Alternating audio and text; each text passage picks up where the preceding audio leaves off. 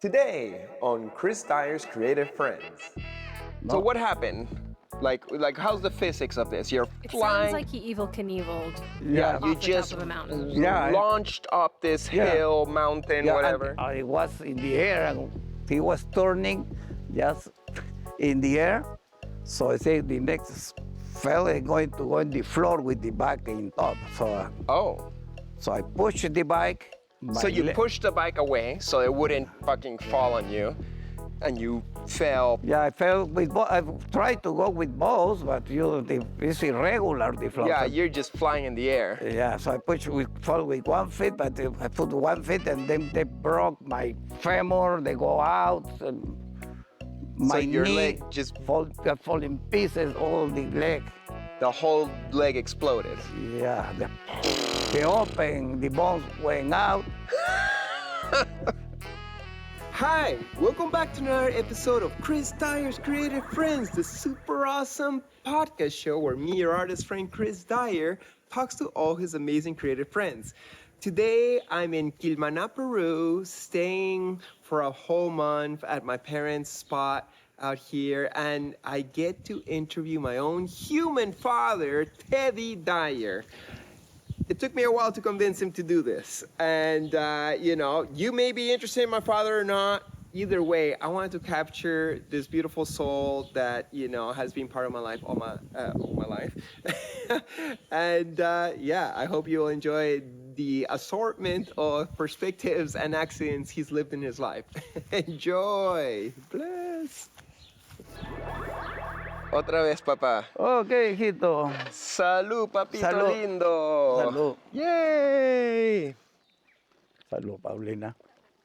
Well, I am so over the moon, excited and happy and stoked that I finally get to interview you for my podcast. As you know, I've interviewed my brother, I've interviewed my mother. It's always so great when I can have a conversation with the people that I love the most, my nuclear family, and you're my father who's been there all my life. I came from you, and to me it's so special. Thank you so much for doing this, and doing it in English too. Sure, that's a plus. Yeah. How is your English? Enough to talk with. How long have you been knowing English? I don't know.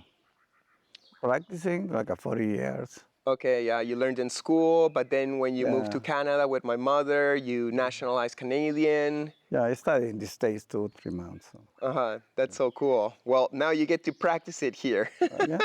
So tell us where we're at. This little chunk of land that you bought 10 years ago?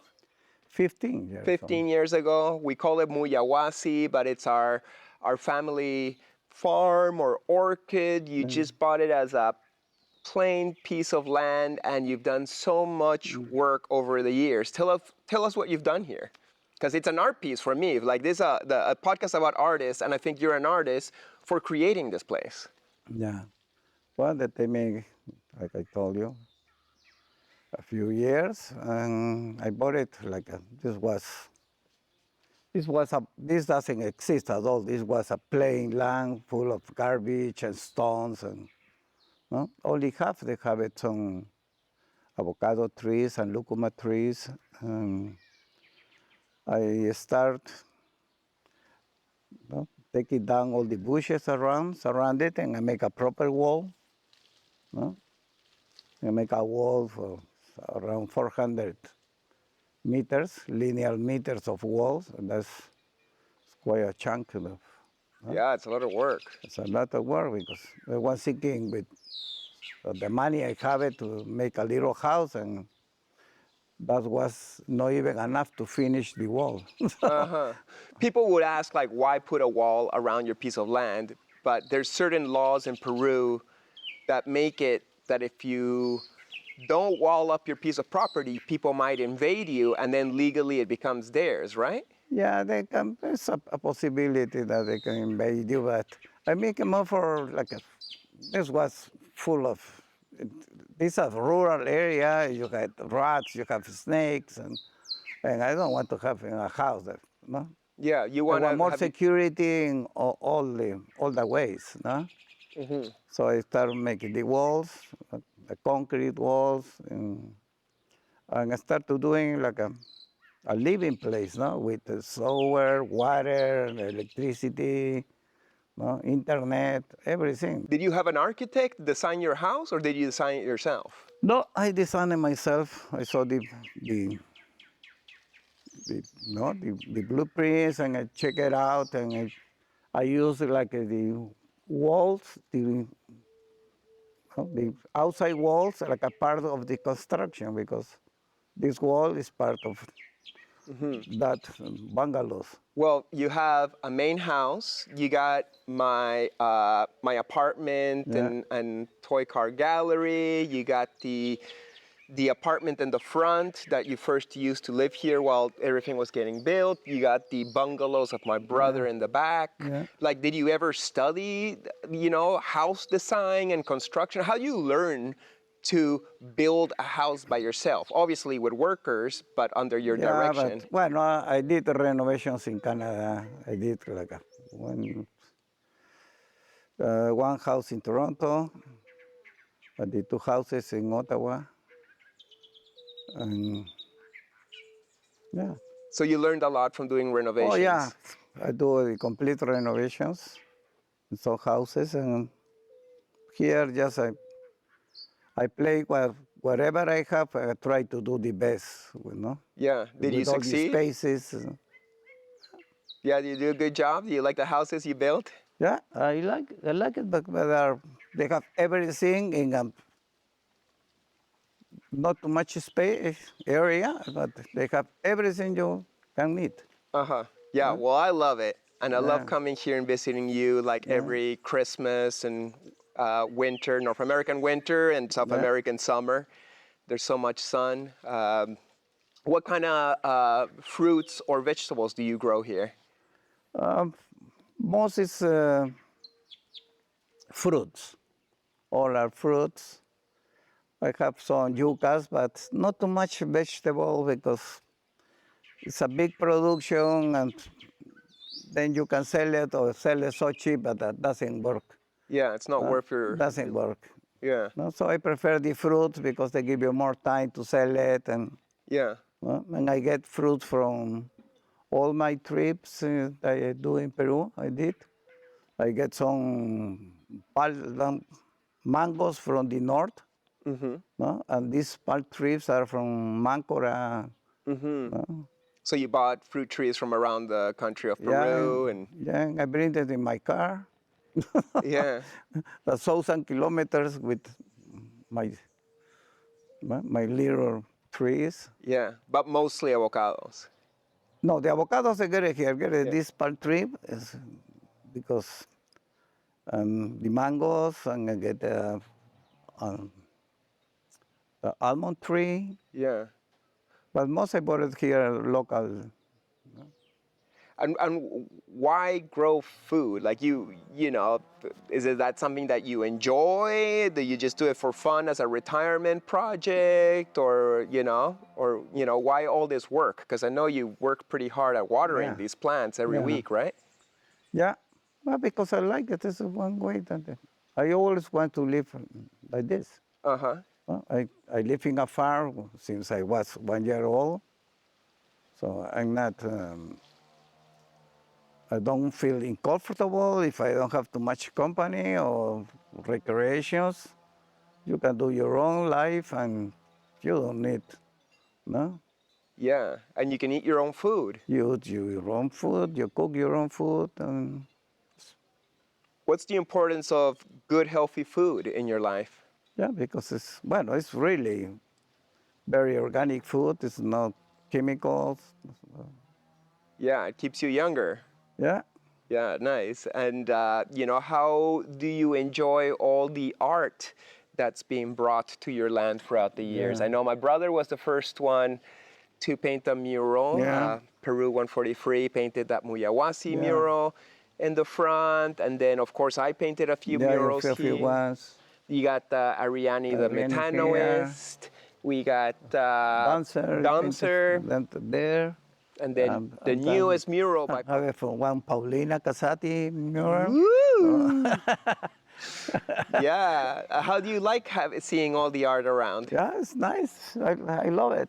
Yeah. What's so great about art? Yeah, because I always like the art, no? You're a big art collector, right? Yeah, yeah, yeah, when just got married, we started collecting art, Peruvian art. I always like to buy art. How come? Well, that's one way to invest your money. And But you enjoy it? Does it make you happy? oh yeah, and I always have it. Always when I was living in Canada, or because I went to live in Canada twice. I always take my furniture, my pictures, everything, my complete house, back Uh-huh. and forth. I make it twice. And now I move it from Lima to here. And Nice. How do you feel about having two artist kids? yeah, Did you expect that both your kids would grow up to be artists? well, that's what you wanted to do, no?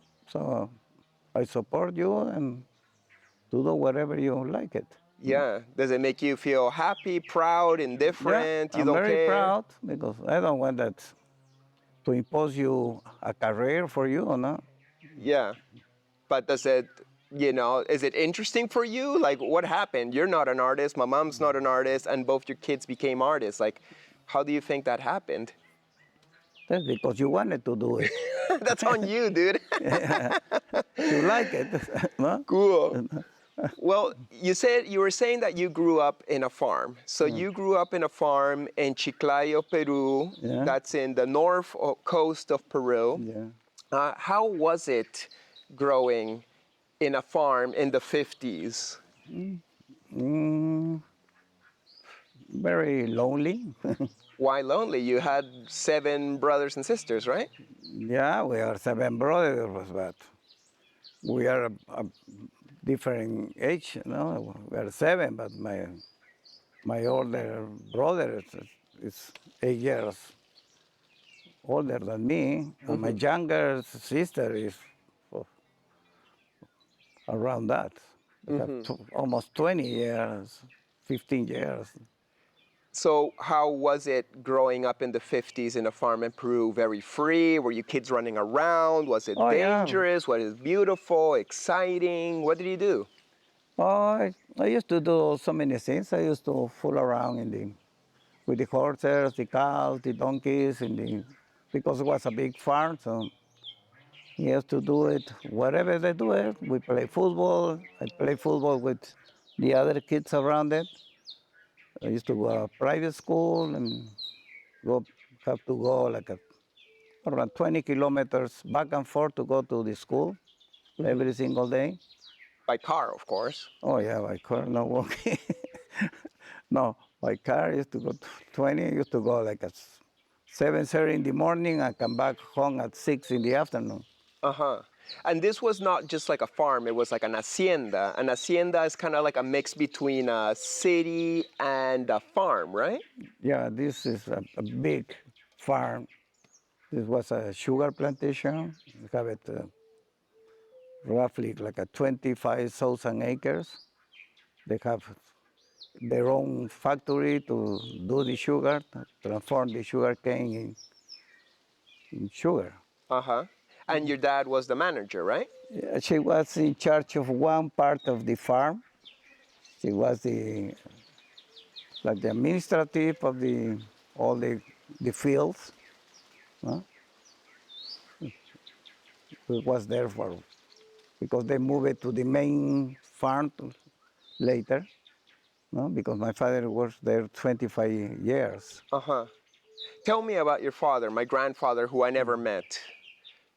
He liked collecting cars. I know he played No, for a popular he didn't soccer team. collect it. She wants to buy it and have nice cars, very nice cars. He was sick about to have beautiful cars. Like, what cars did he have? Oh, that I remember the picture. He have it a Studebaker. He have a Cadillac convertible that he bought it to one president. He went and knocked the door and said, "Want to buy a car?" Uh huh. And he get it after, no? a few months, he said, okay, I'm going to sell it to you because he was in love with that car and he bought it. Uh-huh. And Was he also like a rider of caballos de paso, like Peruvian dancing horses? No, he used to ride horses every day because he used to go to work in a horse at 5 in the morning and then come back around 11.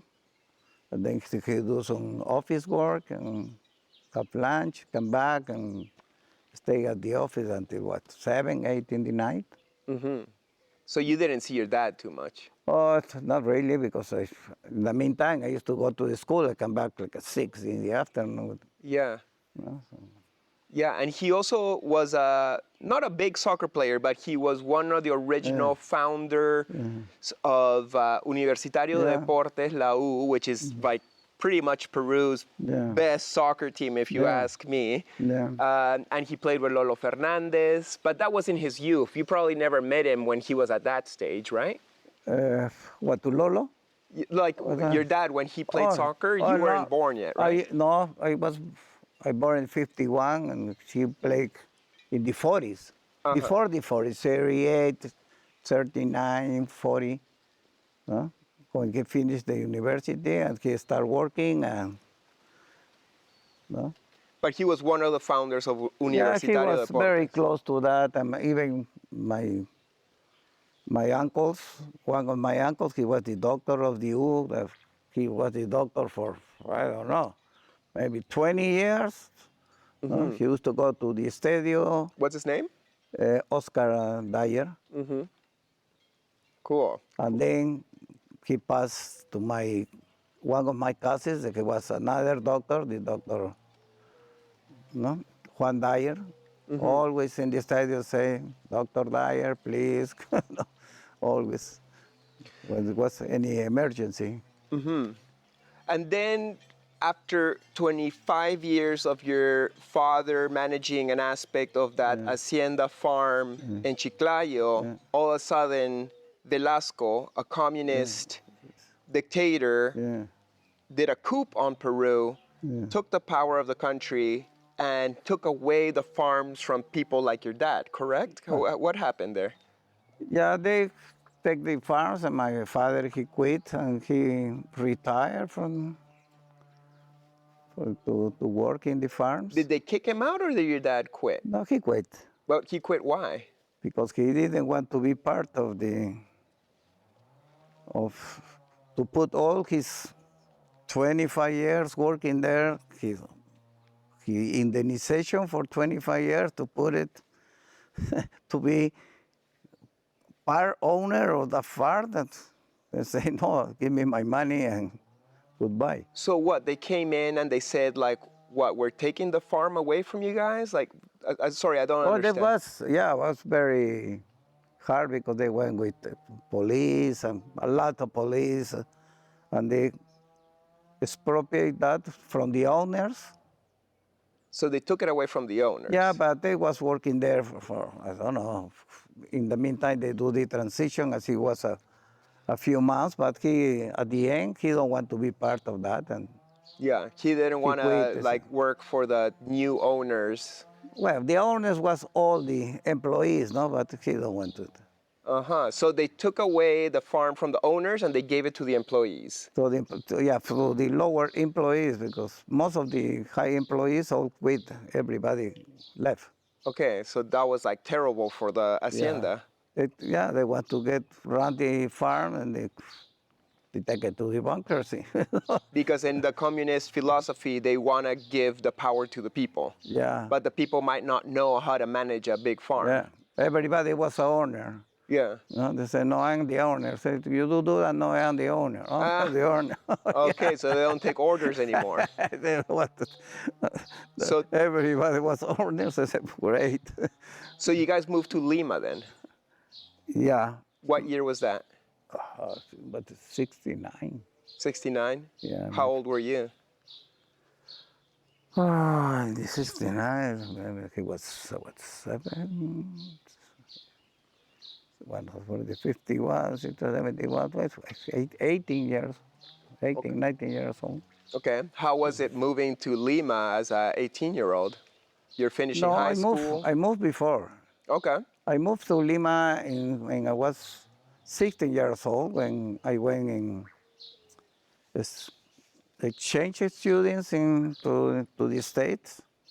I went for 3 months, and when I come back from the States, I decided no, not come back to the farm anymore Why?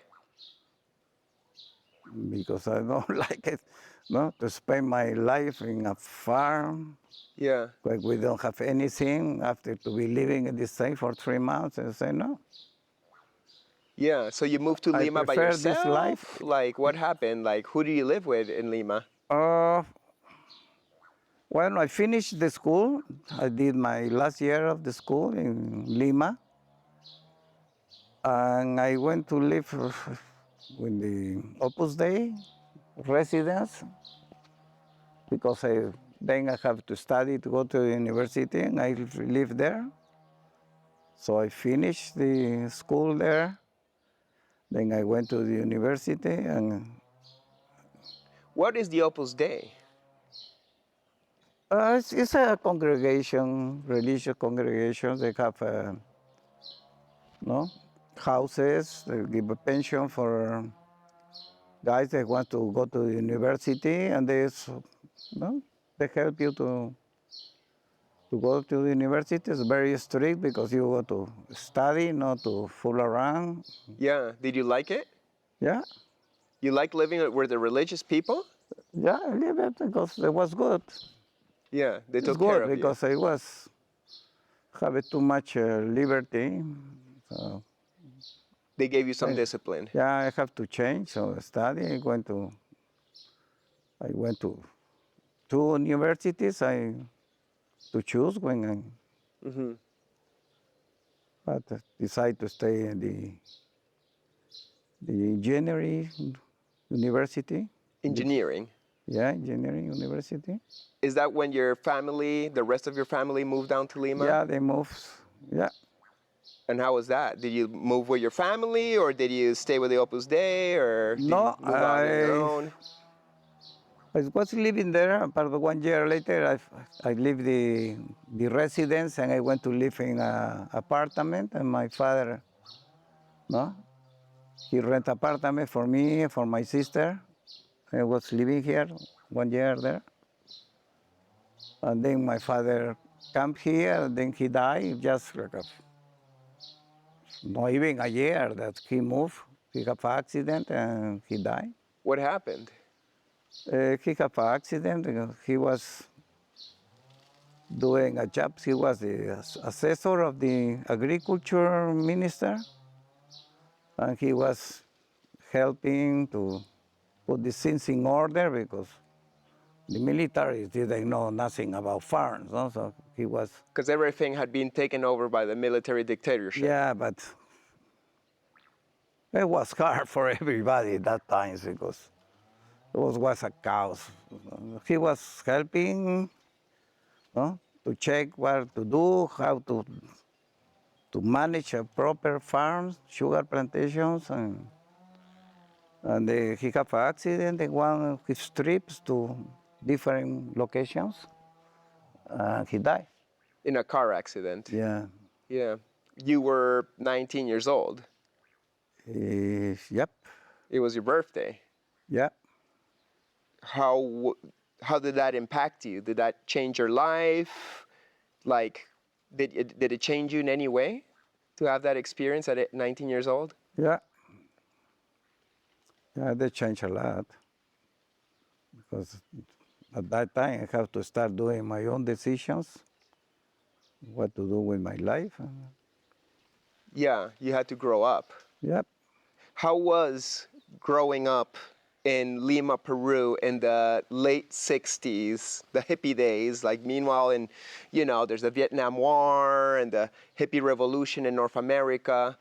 And, how was the vibe in Peru in the late 60s and early 70s?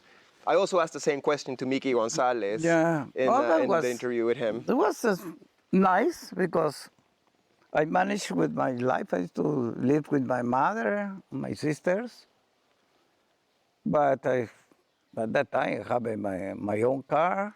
I have my own work. No, I used to work with a musician group for working there for 3 years. What musicians? The traffic sound. Yeah, what did you do for the traffic sound? What was the traffic sound? They was the best group in that time. Rock and roll psychedelic rock group. Oh yeah, very nice, very professional. And what was your role in with them? I was Were you a roadie or something? Yeah, I was in charge of all the equipment to ensemble everything from what I have to play. Okay, you had to build up the equipment for each one? Everything, the equipment, the speakers, everything, all the equipment, the drums, everything have to be in place and working. I have to check it out when they play that everything works. If something was bad, I have to fix it right away. That was a lot of fun. How many years were you sound engineer for the traffic sound? 3 years, 3 years and a half.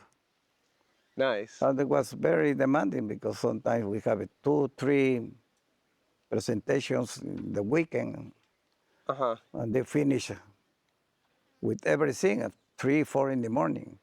And that's a big psychedelic party, but probably you can't just be like getting drunk and doing substances. No, I have to control myself because I was in a working hours. Huh? Uh-huh. Totally. What else were you doing in the 60s and 70s? You liked surfing, right? Yeah, I used to do surfing. Yeah, surfing. Later, I come back to my bike fishing because when I was living in the far, I bought my first bike when I was 13 years old. Your first motorcycle. Yeah, I bought it when I worked 2 years to buy my own bike and start practicing to race. So you started racing motorcycle at 13 years old? No, when I was 14, I raced in like a semi-professional race, and I raced against the national champion of speed with the big guys with nice motorcycles, no, racing, semi-racer bikes they bring from Japan. Uh-huh. And I was not too, Not so bad. no, but I was impressed when I raced against me. They say, "Whoa, you're going to race with that bike." They say, "I'm going to disappear you in the first round." Oh, that's very confident of you. Oh, Did you? yeah. Did you beat And they them? saw me the first when because they start in the back and start in the first line, but when in that time you have to push the bike and start the bike and then you go, no? But when I started, the bike didn't start. So everybody passed me. And Oh no, that I sounds feel, like episode 1 of Star Wars. Yeah, With Anakin Skywalker choking at the I launch. feel very bad to say, oh shit, what I did. But I start pushing, I start the bike, and I start to race like crazy. And my father was there saying, "Engineer, your song is the last one." Oh He no. said, "Oh my God." Was your dad embarrassed? Yeah, he was very embarrassed, but I start to, like I knew the circuit because I practiced that circuit for 2 years. So I know how fast I can be there. And after 20 laps, there was 25 guys, I finished fifth. Okay, nice. Not too bad for somebody who had a late Yeah, start. there was 3 professional bikes, and nobody can pass that once. So I only one guy passed me, and I passed 20 guys. One in each lap. I used to pass at least one. No? So that was 14 years old, still in Chiclayo in the north in province. And then once you moved to Lima, you were saying that once you were being roadie, sound engineer for the traffic sound psychedelic rock band, you started riding motorcycles again? Yeah, I started. What style of motorcycles is it? I started riding motocross bikes. I used to have a Spanish bike. There was a Osa Phantom. There was one of the nicer bikes in that times because all was Bultaco. No, no very nice bikes. Very with the technology of now, it was impossible to race like they race now because we don't have good suspension, no good brakes. Yeah, but it's the Ah, 70s. was a, It was a vibe. it was a bike, and that's what they have it. No, so we try to do the best with what we have it. But it was a lot of fun. Yeah. So you would get into races and stuff? Hi, we take a little break from our super awesome podcast show so that I, your artist friend Chris Dyer, can tell you about my brand, Positive Creations, which I have been doing for 20 years. And with this project, I share my art through different products, maybe beautiful clothes that you can use in normal life or in the festival world, or skateboards that you can ride, or games like puzzles, or kendamas and flow toys, or use slip mats for your records. Basically, a lot of functional things that just add fun and magic into your existence. So I hope you like it. Check out positivecreations.net. Positivecreations.net. That was not a glitch. And yeah, I'll talk to you soon. Blessings. No, I just practice. I never kept managed because I was working, so I didn't have the time to practice. And What was your job at the time? I don't know. This is what, early 20s? I think I was working in a big garage. And I was in charge of the garage from the agriculture minister. He was in charge of the technical department, and I have to check the garage. We have a garage that we fix. We have a complete fleet of over 2,000 trucks. And, man, and we fix on around 250 trucks a month to do maintenance, complete, change motor, repair, everything, even painted. We have it like a 50 mechanics there. There was a huge garage. So you started riding motorcycles. Did you stop at one point? Because I know in the 90s, once I was a teenager, you went back to motocrossing, right? Yeah, I come back when I come back the first time from I went to Canada when you were what 4 years old. Then I start and I bought a motorbike, and my friends say, "Hey, why you don't do motocross? We teach you." And I start going up hills and do enduro, no? So what is enduro, motocross, This motorcycle? enduro is just that you go up hills, down hills, you go in the desert. Terrain. Yeah. And it's random. It's not like a No, like a circuit. No, not a it's circuit. It's just kind of like go from here to here. How far is this? Like a kilometer, 5, usually 10? we usually go when we practice 60 kilometers, 80 kilometers, and some. Then you have some big races that you have to go. A race in a day, you go 300 kilometers in a race with no route. It's just go from here and To end up there, you here. have your compass, you have orientation, and say you have to go. You go straight here, you probably get in 80 kilometers, you're going to get to see the ocean. Once you get the ocean, you go right or left, depends where you finish, and you don't know what part of the race is, so you have to get orientation. Sounds so random. Oh yeah, very, very hard, and you don't know. Is it dangerous?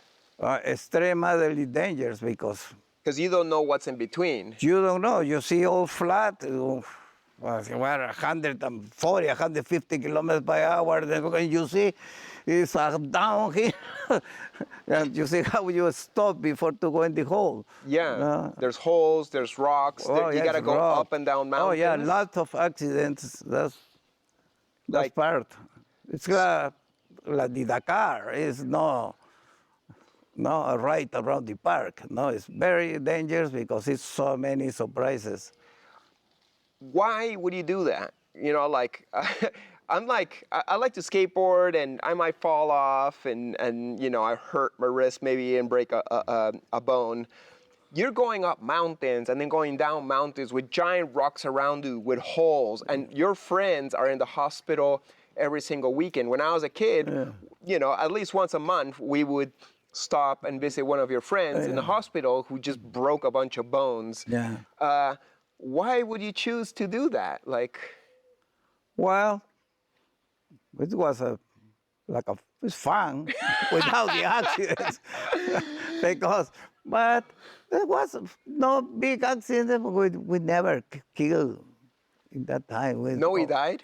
No, in my time, we don't know about my friends die because they are very tough guys. Because you see, sometimes they're going up big downhills and you know, they get a leg or arm.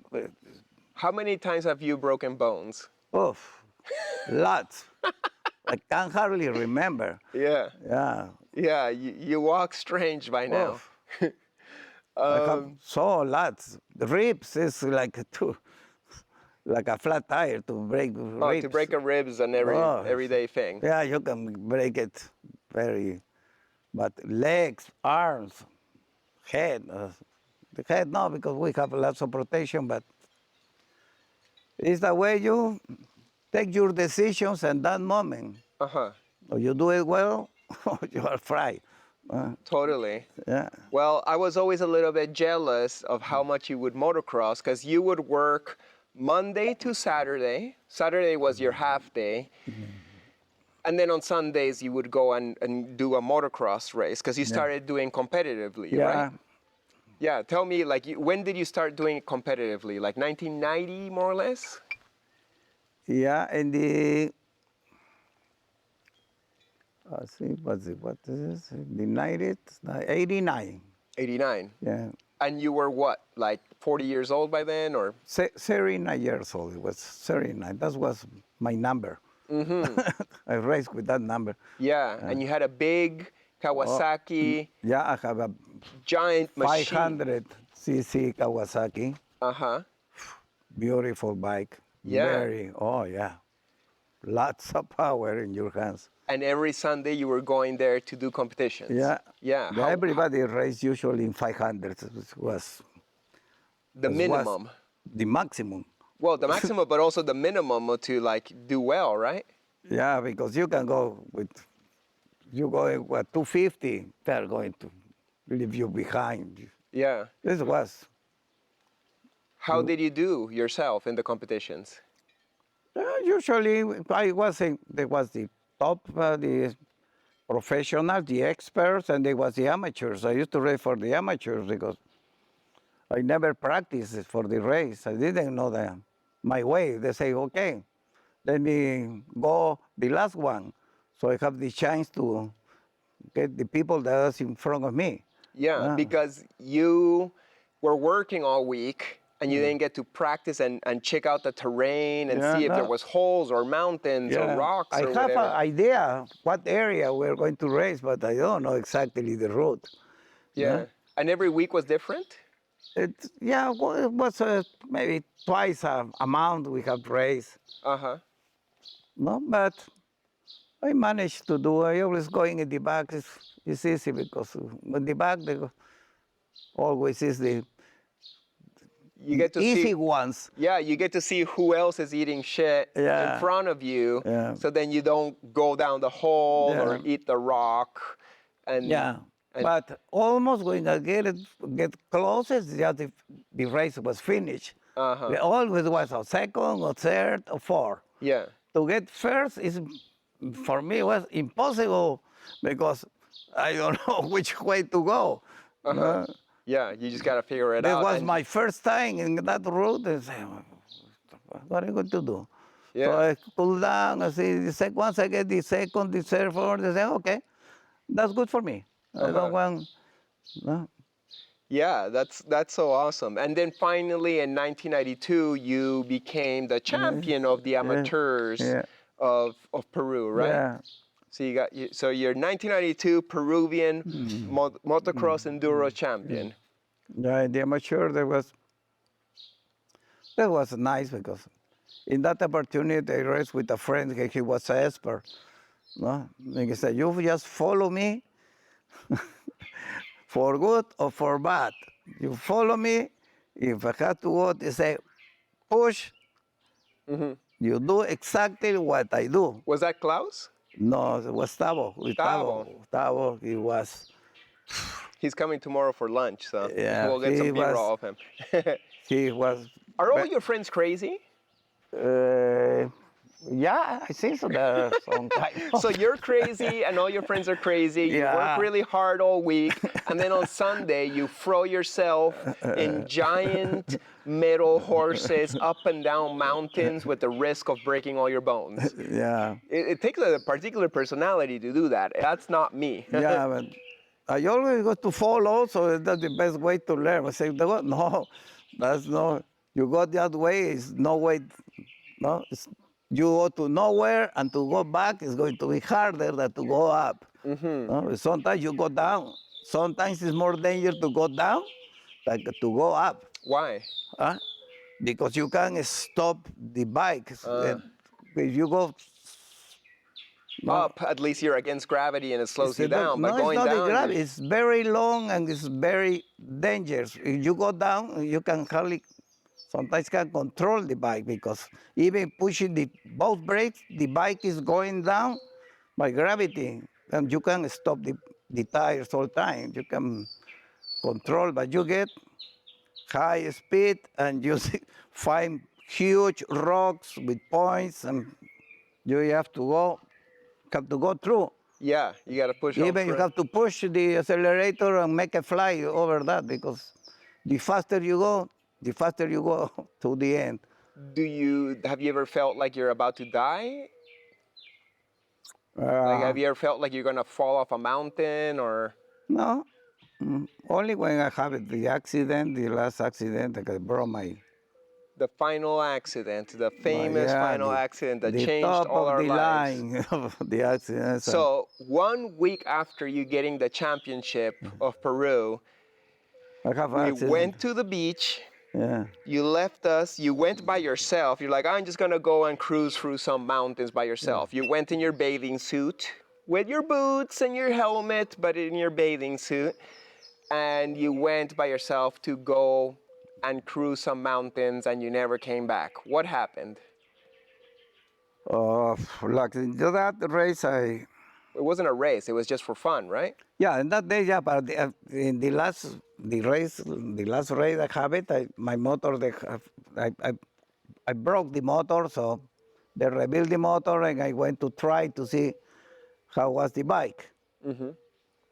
But like in that opportunity, one guy was pulling me out in the desert, and I lost control of the bike because we were so close to the ocean. So I went in the ocean with the bike, and I fell in the water. You fell in the ocean on in your the final ocean. race. Yeah, because he was throwing me so much sun in my face that I can't see it, and it was quite too fast without seeing nothing. So So you was, ended up in the seashore. yes, so they fixed the bike, and when I went to try it, I went uphill, and it was not too tall, the hill. But when I was down, I was pushing all. When I went to the end of the peak of the hill, I want to cut the accelerator, and the accelerator was full blast, and there was no way to stop it. So It got stuck with a little pebble, right? yeah, he had like a song probably from that accident in the So you're beach. going uphill, full force. You want to cut it, and it won't stop. Yeah, they didn't stop. I tried to push the kill button to cut the electricity, but who was 10,000 revolutions, and was not easy. So No, you're going up a small hill, not a mountain. A mountain's no, like that was mountain, but not too bad. The problem is to way down because it's like this and like this. It's a yeah. pyramid. And when I went down, I fly in the air. So you flew up Yeah. the hill. I was down the hill, so each time when on the bike there was that, and So no, what happened? Like how's the physics of this? You're It sounds flying. like he evil Knieveled Yeah, yeah, you off the top just of a mountain. yeah, launched up this yeah, hill, mountain, yeah, whatever. and then start coming down the bike, full the bottom part, the comes down.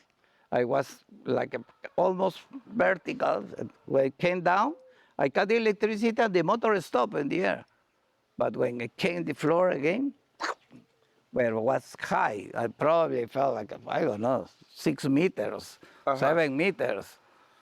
Yeah, like And two when I stories high. get in the floor, I, I take my finger out to the stop button and the bike start again.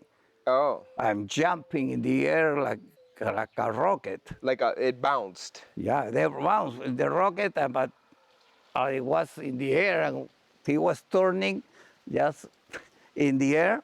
So I say the next fella going to go in the floor with the bike in top. Oh, So I pushed the bike, no? And when I went to the floor, I, I fell with not with both feet. I only fell with 1 foot. 1 foot. 1 foot and So my you leg. pushed the bike away so it wouldn't fucking fall on you, and you fell. Yeah, I fell with both. I tried to go with both, but it's irregular, the floor. Yeah, So, you're just flying in the air. yeah, so I fall with 1 foot, but I put 1 foot, and then they broke my femur. They go out. And So my your knee leg just, fall in pieces, all the leg.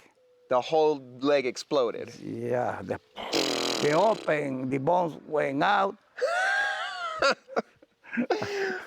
I didn't know, but when was the doctor saying, you have 2 legs that are the same? No, yes. He said, because I measure the bones you have here, and it's missing 5 centimeters of bone. So it probably all compressed or Yeah, something. no, they compressed. They hit the bone with something. Maybe I think so. It was with my helmet. Uh-huh. Oh, you just hit your head or something. Yeah, I hit it with my helmet and it broke. One piece fly. Damn. Once I die, I want to ask God to show me a video of your accident. I want to see a video of that accident. God filmed it, and so you flew in the air, pushed out your bike, fell on your leg explodes, Yeah. you're behind a hill or a mountain. And I didn't notice because when it fell, I saw the bike going with one wheel. It was like I don't know, 100 meters. And I saw the bike. It's still running. Woo! Full march. I said, oh shit. If they got see fell and pow, the motor exploded. Pow, again. What? It Yeah. exploded? Yeah, Oh they my pow. God, that's like a movie. Yeah. So I said, oh shit, no, I was surprised. When I want to stand up, I see only one boot. I say, shit, where is my other leg? My other leg was in the back. I was sitting at top Oh, of no. my leg. I only... It's like, where's my leg? Where's Dude, my where's my leg? leg? That's when I see the hole and the blood coming, I see that's my last day. Because I said, what am I going to do screaming? Nobody is going to see me. I'm in the middle of nowhere. No, so I tried to pull my boot because the boot was my leg. Because It was not handing- too much and between my leg and the rest, no? Were you feeling pain? Yeah, I feel something like inside the itching is what the piece of the bones hitting my muscles, no? But I didn't worry me that. I must have been more worried about my life, how to control that. No? Uh-huh, you had to keep it chill. You're like, this could be it. Yeah, so So what do you do? I put my leg, I put the boat in front, and I see there was a huge hole here. Almost 75% it was a hole. Oof. That's So, crazy that you still got your leg. Like yeah, hearing so this story. I Like, was trying to go, like I was almost in the bottom part of that hill, so say the only way that people can see me is going up. No?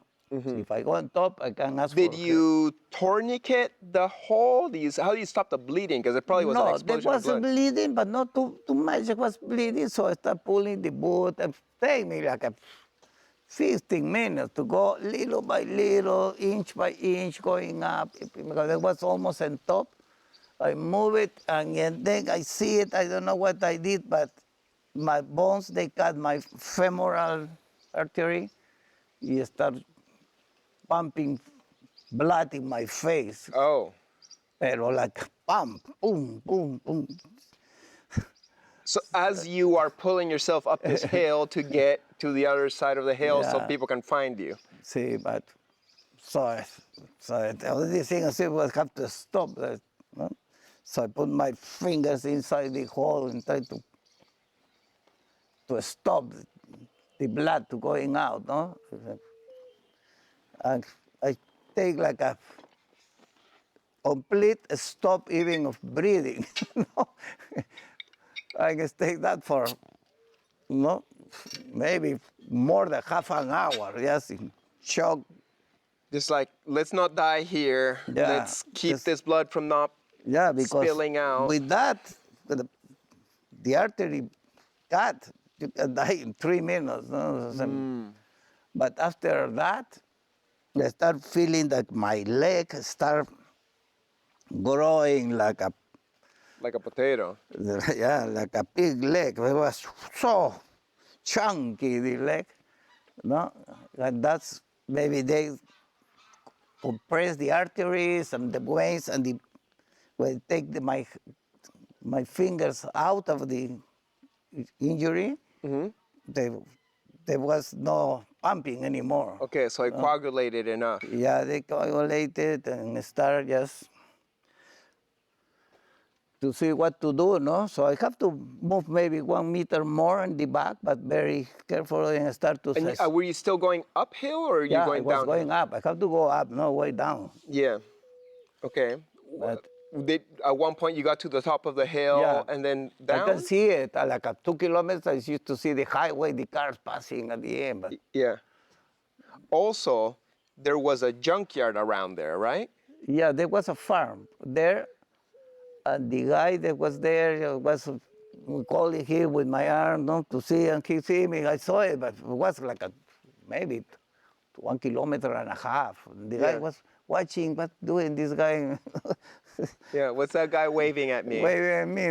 No. Yeah. But he come back like maybe 4 hours after stay there. He came and said, hey, Where were you when he found you? Were you up on the yeah, I hill? Were was you up down in on the hill? Yeah, they was in the top.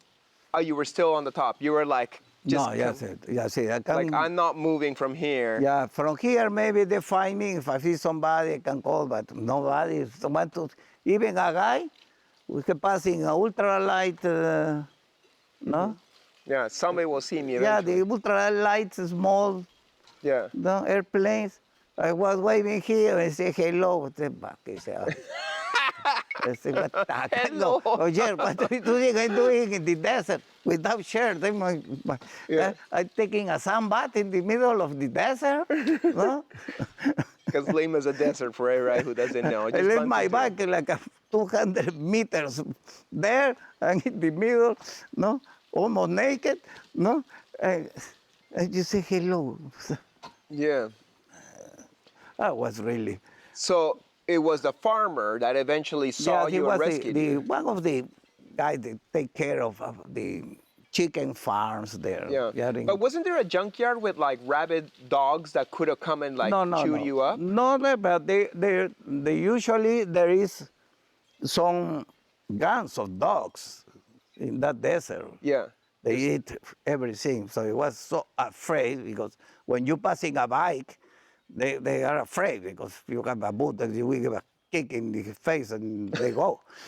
Gotta No? kick those dogs in the face, you know? No, That's how we do but in if you Peru. are in the floor and there are like 10 dogs, it's a different story. You know? Yeah, because there's okay, for people who don't know, like there's a difference between dogs in North America, who are cute puppies who grow up in your house, No. and there's dogs The who are savage street dogs dogs. are. Savage street dogs will bite you for the fun of it, and that's why I'm always afraid of dogs. And my friends in North America don't understand why I'm like dog adversive. But Yeah. you were like, "Where's these dogs Yeah. coming to like Yeah, chew it me was up?" in the area where we usually see it when we ride over in that area. But at the end, he came, he would make 3 trips to the highway. The police didn't want to show because they say, no, probably it's going to be terrorists over there. If I go, they're going to kill me, take my gun. And he said he don't want to go again and explain. No? Yeah, so once he again, to came with the- clarify my dad, Yeah. in the early 90s, we still had real terrorism happening in Peru, and they can fake injury to then take over the cops and take away Yeah. their weapons. So Yeah. they didn't even want to help my dad. Yeah, but the police called my friends, they was, and were there. And they came with they take me to a small hospital, and the guy, they saw me, say, I can't do nothing for you, mister. I'm Because going to. this is in the beach towns, which is Sí. very simple and basic. Sí. Meanwhile, we're at the beach, just kind of like, where's Papa? Why didn't he ever come back? It's like getting late. He never came back. Yeah, you know, I'm 13 years old, just like Papa never came back.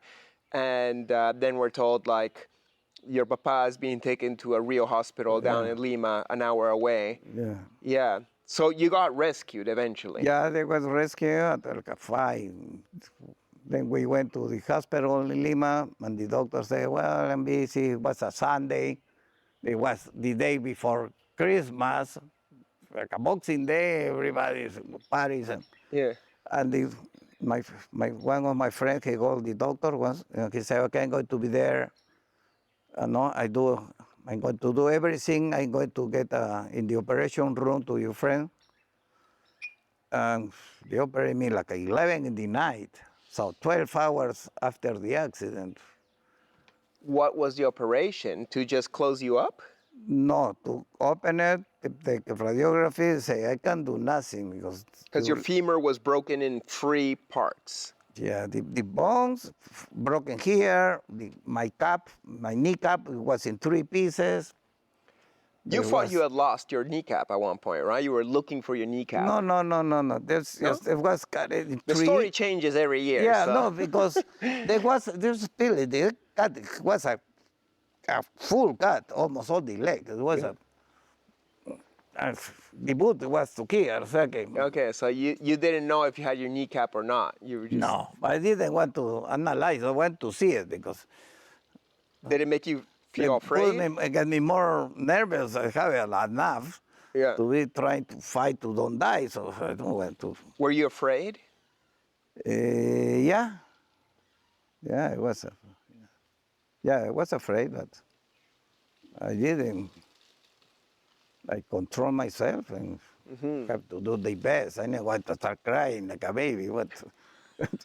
You don't get well crying. You're an inspiration to me, Papa, in a world where people start crying over pronouns and Yeah. like random stuff. You got a leg that got chopped up into pieces and you're like, gotta tough it out and push on through. Let's go to get a solution. No? But it was, yeah, but it was an operation. The doctor said almost wanted to cut my leg.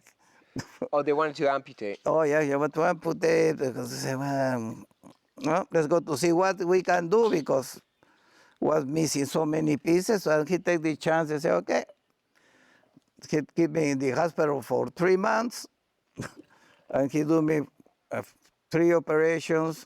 At the end, I start walking with the muletas, what they call it? Yeah, Crunches. yeah, crutches. Crutches, So that's the operation required you to have a piece of metal that Yeah, they went put me through in- your femur Yeah. to hold the bone Yeah, together, the correct? phones, and they keep it for that for almost a year.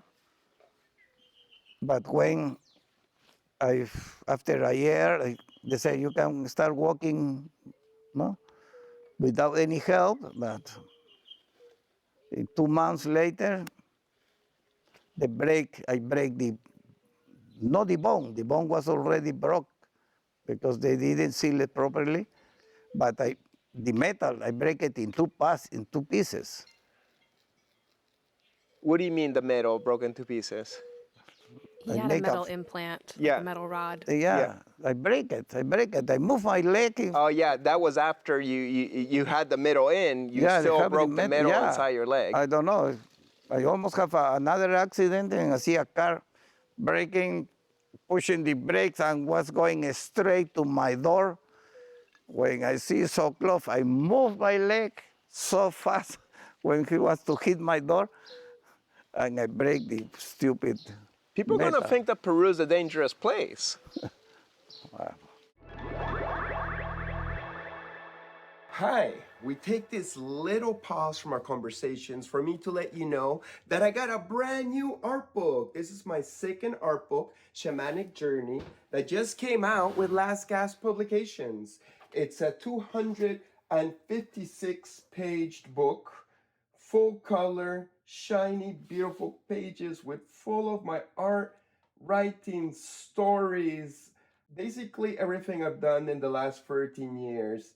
And I worked really hard on this book. It took me months to lay out by myself, and obviously the art has been a labor of love of many years, and I've condensed it all in this beautiful book that now is available on positcreations.net. You can get a signed version, you can get an unsigned version for a little bit cheaper. And yeah, this won't run out of electricity.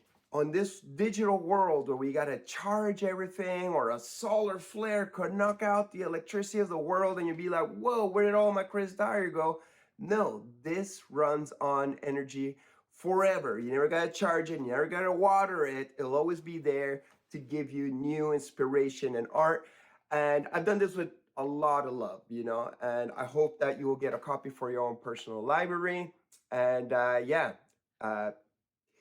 reflect yourself in it and make your own book and story of your life. But here's mine, and I hope you will enjoy it. PositiveChristians.net. Thank you. Well, these accidents, It can happen you are anywhere. not free. Nobody's free of accidents. Yeah, well, especially you. You've You are. always been an Oh, yeah. accident-prone kid, right? Yeah, since I was born, I have an accident. So Tell me a little about it. What was your first accident? 5-year-old? no, the first Burning? one, When did you burn down your kitchen? the first one accident was when the maid they burned my ass with hot water. Boiling water. Yeah. Well, that's not an accident. That's your maid being reckless. Yeah, well, reckless. Yeah, She put you in boiling water. Yeah, yeah. In the bidet, he's sitting in the bidet with water, hot water. They burned my. They almost killed me. Oh my God.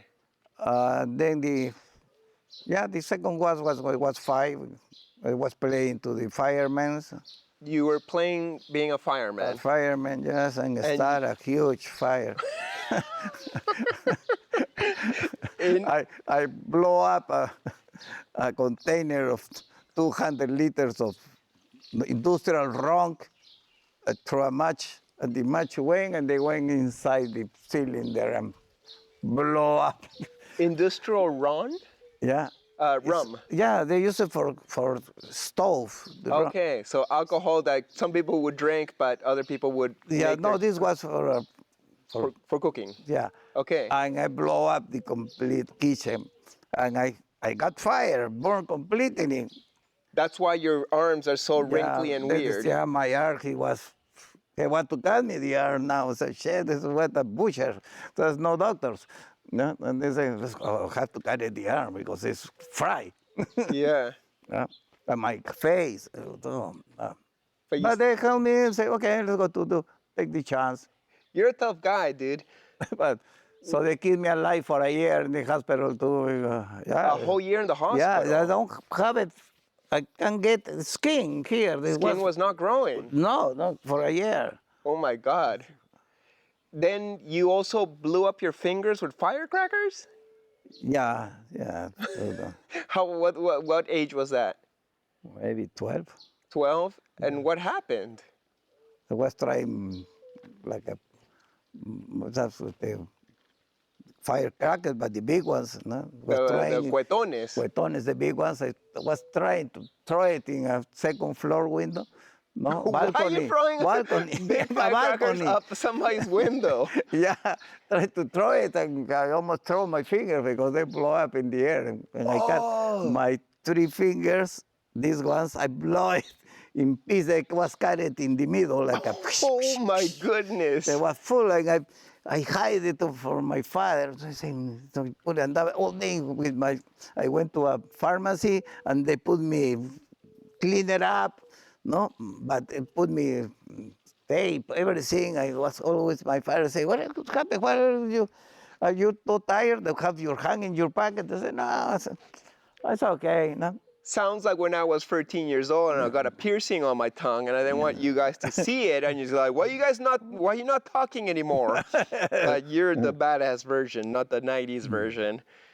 But when the kids go next day, he said, what's happening? No, it happened. I mean, what you didn't tell me? I can take you to the hospital. My cousin is a doctor. He said, oh, it's too late. We can't put stitches anymore. This is a big infection.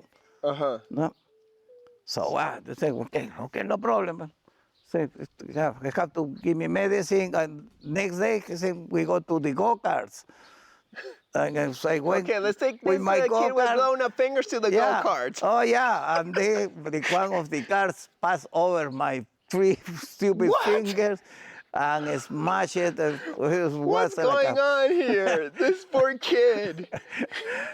So, but it was good because all the blood that went out, they cleaned it up, all my finger. There was all Oh, the it was everything. the medical attention you so hardly I didn't needed. need any anesthesia. It was already. Like, all my nerve endings are But- dead by now. Yeah, the only thing I don't have it, this habit like Yeah, apple. that's your left hand, but you're left-handed, right? Yeah, So that's your writing hand. yeah. Do you not feel in your fingers? No, I feel it, but Yeah. Seems like you healed all right. yeah, What about that time you fell down a hole or something? that was when I was creo que 7, 8 years old. También went in a hole, 6-meter hole in top of a concrete pipe. Oh no! What happened? Why are you falling down a hole, I dude? went to see how deep was the hole, and I find out it was very. Oh, you wanted to find out how Yeah, deep a hole how was? deep was the hole? And I sleep and I wake my head down, woo, to the hole. Oh my goodness! So I cut my chin here, I got bleeding here, I broke my arm, this hand was broken. Oh no! So they fixed me again. My father said, I don't know, said, you are really salty. He said, Salty. every year you have something. So salty. Well, in Peru we say salado for bad luck. So it's not salty as in bitter towards others. Salty as in like you just got a bad luck, kid. Any other accidents that happened in your youth to add to this long list of? Yeah. Yeah, a couple of times I smashed my head with a pot of hot water. Smashed your head Yeah. with a pot of It was hot water? running inside my house. Vroom, she was passing the maid with the tray with the teapot, and I go, paw, with the head, paw. Oh, And did you burn yourself on top of it? yeah, my face, hot water in my face. Oh no! Yeah. How did you still end up being so handsome with all this face burning I situation? know they fixed me. I was ugly when I was born. Ah, you were originally ugly and all these surgeries just fixed you up. Cool. Oh my God. Well, thanks for sharing all these disaster stories of your life. Would you say you're still salado? Are you still unlucky? Or do you think you paid all that karma No, early in your life and now you're I'm better? lucky. I'm lucky, very lucky, because that was the beginning. But now, no big accidents. Yeah, No. you're not throwing yourself off mountains anymore, right? Like at 43, you're like, okay, enough doing Oh, motocross. yeah, it is. Actually, no, didn't you? Well, you bought a Ducati in your Yeah. 60s and you were going out with your friends and you had another accident, right? Yeah. Okay, so tell me this story. Well, that's just, Everyday accident. yeah, here in Lima it's hard to drive bike is crazy. Because everybody breaks the law. Oh, yeah, everybody do whatever they want, so. So some rich kid broke a red light. Yeah, You, but yeah, like one guy, I went across and the people, they stopped the guy. And he said, just pass by, well, hurry up. So I pushed the accelerator and Ducati is a rocket, no? We was so close, comes another guy from in the right side of that car and boom, I saw half of the car in front of me. So what happened? I can't go farther because was coming another car, saying, no, going against that, the front. So I pushed both brakes, and the Ducati turns in a cat. I fly with the bike on top of that car, I pass over the car. And this is at age what, 60, 65? Yeah, no. 65, that old? No. It was, You were in your 60s. This is not too long. yeah. Oh, yeah, it's probably 60s because, Yeah, and what happened? Did you break some bones once again? yeah.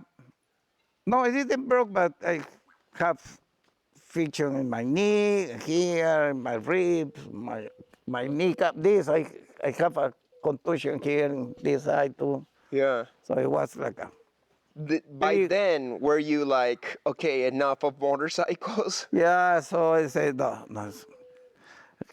let's go to learn for the good because the bad things always come. So I said, Yeah. that's enough. Didn't you have a similar accident when you were young where you were going to crash into some old lady who was playing with her dog in her car or something like that? Yeah. No, yeah. What was that story? How old were you? What's the year? No, I was younger, nothing's happened. I have like 100 accidents, but I never break anything, not even a nail. It was a very elastic because, What was this story with the old lady in her car playing with her dog? Oh, yeah. And you're in a motorcycle. no, it was with the car. It was with the car. You were in a car. Yeah, it was in my car and it's going out from a curve at the end of Avenue, turn around and see it here. Coming a little Volkswagen in the middle of it. I went out because I like to go fast in the curves. When I get the curves, like I say, go fast to see. Yeah. I went and boom, so I have it in front of me. Yeah, I see the car, when I push the brake, but I went straight, nose to nose, boom, boom. With some lady Yeah, a lady. who also wasn't paying attention. No, she was playing with his dog. He But she was a rich lady, right? Huh? She was a rich lady or something? Stupid, more than rich. Okay, what happened? So I hit it and I destroyed his car. His bumper in the floors, What car did you have? the Volvo. I give it with the nose. What Volvo? The What year is this? Was it 70s? So it's like a 70s Volvo, which is probably a chunk of metal. Yeah, he was a tank. Uh-huh. That Volvo, the P1800, it was a tank. Weighs over 2 tons of steel. They don't have the bumper. I never used the bumper because the nose was, It was the bumper. yeah, it was like a train front. But so what happened with those two cars going head to head? I destroyed, they lost the bumper, they lost the wheels, covers. Did the lady get hurt? Yeah, no. But What- like she said, we went to the police and she have very good friends in the police or generals or whatever. Like I didn't have nothing to do, but they say, no, they look at he's de las casas. His family race cars. He's a crazy guy. They say, so now I'm to pay for the accident because, no, for my last name. Yeah. No, so anyway, I have to. More for the de las casas than for the Dyer. Yeah. No, because the Dyer, there were too many races in that time, but they say, Uh-huh. oh no, he's a racing car relative. No, they're So crazy. the Las Casas, your mom's family, are big racers? Yeah, there were lots of his relatives, they race cars. But anyway, at the end, I have to pay for the reparation of her car. No? Yeah. How you've been living in Peru all your life. You lived in Canada for periods, you know. You've Yeah, lived in Canada what, 10 years? no more. The first time I lived like 5 years. The first time I have lived for like 4 years in Toronto, 1 year in Ottawa. Then I come back to Peru for 17 years until you finish the school. And Patrick was almost there, so we moved again to Canada for another 8 years. I went to Ottawa for 8 years, and then I decided to retire and come to live here. What, I don't want to say like what you like better because it's unfair, you know. You like Canada for some reasons, you like Peru for some reasons, but what do you prefer about living in Peru compared to living in Canada? Both are beautiful countries, but Canada is more secure, have, but I didn't have friends, and all my friends was in Peru, and Yeah. well, have the advantage. Peru is a beautiful country, but it's very chaotic in so many ways. Yeah, just corrupt politicians. Corrupt politics, corrupt almost in any corner. You find some corrupt. Everything is rotten. Yeah. After so many corruption, Why does a country that has so much natural and cultural beauty also have so much poison and crime and negativity? Like, what happened? it's no, it's no cure for that. It's a mess. Yeah, you don't think it could get better? Nope, Why? because every year since I was born, it's worse and worse and worse and worse. Yeah, They have a good government, but the last, 6 presidents, they all are in jail. yeah. But isn't that cool that every time a president is corrupt, they end up in jail? Like, I don't see that happening in Canada or in America. Because they don't want to do it. But here we do it, but Yeah, but it seems like the next president still it's, comes and yeah, brings corruption and all negativity. is the same. Yeah. So, What do you like about Peru? There's a lot of good things about Peru oh too. yeah, but like the food, the people, some people that to have fun, my friends, and it's beautiful places to know. It's a very beautiful country, physical, geometric, whatever it is, but they have, you can have it everything nice to have something wrong. Yeah. Well, at least you've carved your little rectangle of paradise here. Yeah, yeah, Yeah. You're happy here with Josie. yeah, Yeah. Josie yeah, is a good woman. yeah. How many years have you been married to Mama? Almost 48 years. 48 years. And you guys are still together. Yeah, You guys still love each other? yeah. Yeah. Any reflections on my mom? Any thoughts or shout outs? Nah, everything is fine. Everything's cool, dude. You are 73 years old. You're in the autumn of your life. I don't want to say the winter of your life because that would say that you're like ready to die. And I still think you're very young. You still got all your hair. You're still confident and Yeah. cool and healthy. Would you have any words of wisdom to the young people who watch this show?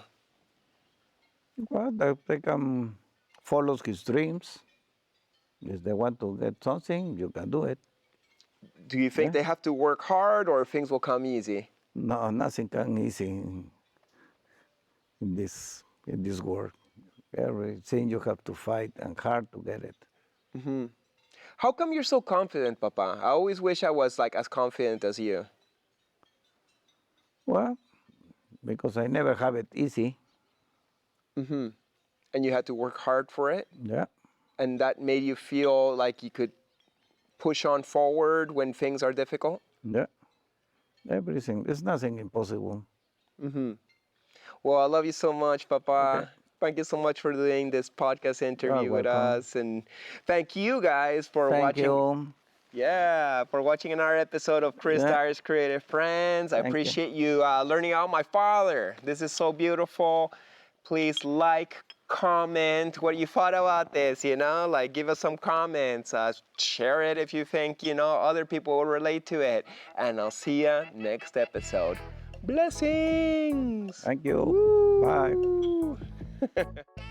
Next episode, the great return of visionary artist Randall Roberts. I realized how precious my connection to art was. The way I think of it is like, art's like a mother entity that's sitting there, and you can go over her house and she can make you food and give you a hug, and she's always there. Art's always there. And so my relationship to art, I started looking at it in that way, as an external entity that is my friend, that I have this like little radio that I can turn the stations and I can get these signals from somewhere else, somewhere outside of the body or outside of time, or however you want to look at it. And then these ideas and this inspiration for work comes through your body and comes out. And the best chance you have of that happening is to set up a daily ritual and routine around art, where you get up in the morning and like all of your brushes are out, all of your paints are out, so you give yourself the best chance,